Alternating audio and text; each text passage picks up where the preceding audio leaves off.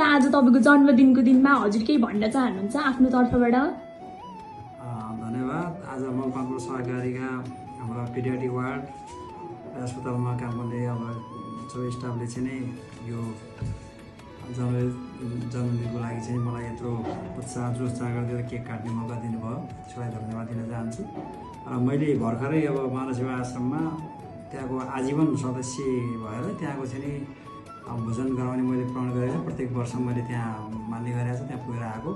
साथसाथै त्यहाँ फेरि बालबालिकाहरू पनि रहेछन्, छुट्टै 30 जना बालबालिका पनि रहेछन्। त्यो उहाँहरूसँग नि बिहान भए पछाडि गरेर उहाँहरू पनि एक दिनको चाहिँ नि खानाको खर्च र एक महिनालाई पनि कापी कलम किताबको छुट्टै व्यवस्था गराएँ। म भर्खरै त्यहाँ आउँदैछु। यसले चाहिँ मलाई मेरो हिँड्दै गरेको जीवनको पाइलाहरूमा ऊर्जा थपेको जस्तो लाग्छ। तपाईँहरूले पनि झन् यो मौका दिएर मेरो ऊर्जा थप्नुभयो। म चाहिँ एकदम अहिले डिस्चार्ज भएकोमा चाहिँ चार्ज बुझ्छु। यो चार्जले मलाई काम गर्छ, ऊर्जा दिन्छ, जोस जागर दिन्छ।